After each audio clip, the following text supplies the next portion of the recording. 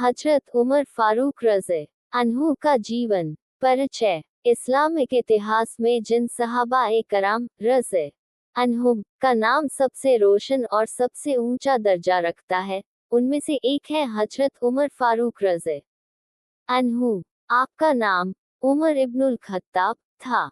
आप अपनी बहादुरी, इंसाफ और अल्लाह के डर के लिए मशहूर थे। रसूलुल्लाह ने आपको फारूक का खिताब दिया, जिसका मतलब है हक और बातिल के बीच फर्क करने वाला। जन्म और प्रारंभिक जीवन। हजरत उमर रज़ी अन्हु का जन्म मक्का में कुरैश कबीले के एक मानी हुई खानदान में हुआ।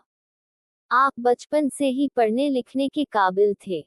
उस जमाने में जब अरब के लोग अनपढ़ होते थे, हजरत उमर रज़ी गिने चुने लोगों में थे जो पढ़ और लिख सकते थे।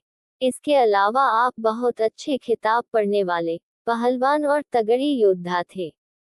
इस्लाम कबूल करना। शुरुआत में हजरत उमर रज़ी इस्लाम के सख्त दुश्मन थे, इतना कि एक दिन तलवार लेकर नबी को मारने का इरादा किया।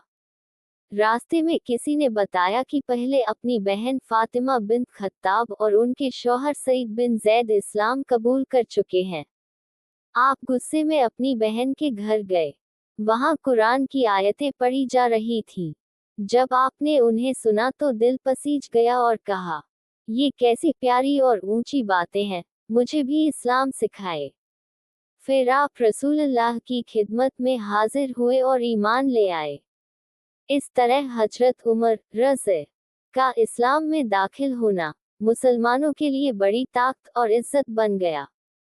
इस्लाम की मजबूती। इस्लाम कबूल करने के बाद हजरत उमर रज़ी ने छुप छुपाकर इबादत करने की बजाय खुलकर ऐलान किया। उन्होंने कहा, अब हम क्यों डरें, हम तो हक पर हैं।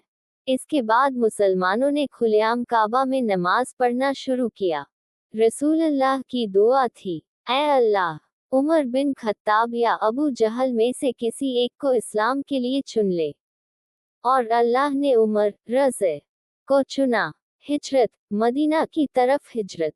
जब मुसलमानों को मक्का से मदीना हिजरत करनी पड़ी, तो ज्यादातर लोग छुप कर चले।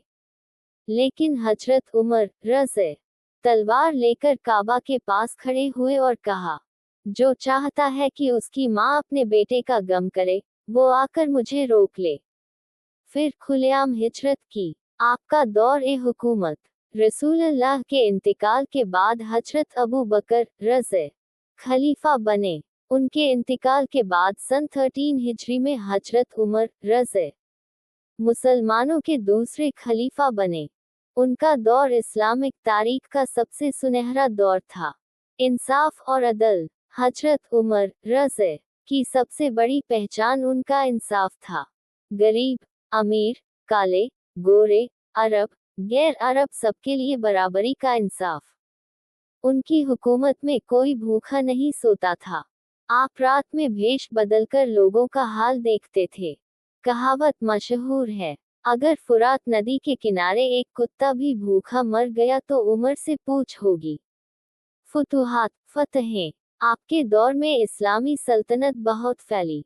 ईरान, फारस, शाम, सीरिया, मिस्र, इराक, यरूशलम, बैतुल मुकद्दस सब इस्लामी हुकूमत के तहत आ गए।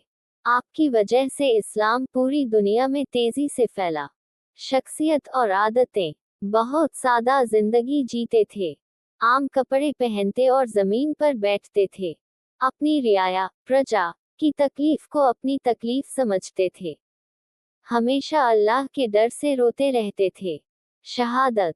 सन 23 हिजरी में जब आप नमाज पढ़ा रहे थे, एक गैर मुस्लिम गुलाम ने धोखे से हमला किया। जख्मी होकर आप कई दिन तक रहे और फिर शहीद हो गए। आपको हजरत अबू बकर रज़ी और रसूलुल्लाह के पास दफन किया गया। नतीजा। हजरत उमर फारूक रज़ी अन्हु की जिंदगी हमें सिखाती है, अल्लाह से डरना चाहिए, इंसाफ सबके लिए बराबर होना चाहिए, हक और सच के लिए डटकर खड़ा होना चाहिए, सादा और पाक जिंदगी जीनी चाहिए। हजरत उमर फारूक रज़ी के बाद क्या हुआ? खलीफा के बाद उत्तराधिकारी। हजरत उमर रज़े की शहादत के बाद सबसे बड़ा सवाल यह था कि अब मुसलमानों का खलीफा कौन बनेगा। आपने अपनी शहादत से पहले ही 6 सहाबा-ए किराम रज़े की एक समिति बनाई थी, जिसे अहले शुरा कहा गया। उनके नाम ये थे: 1. हजरत उस्मान बिन रज़े, 2. हजरत अली इब्ने अबी तालिब रज़े, 3. हजरत जुबैर बिन अव्वाम रज़े, 4.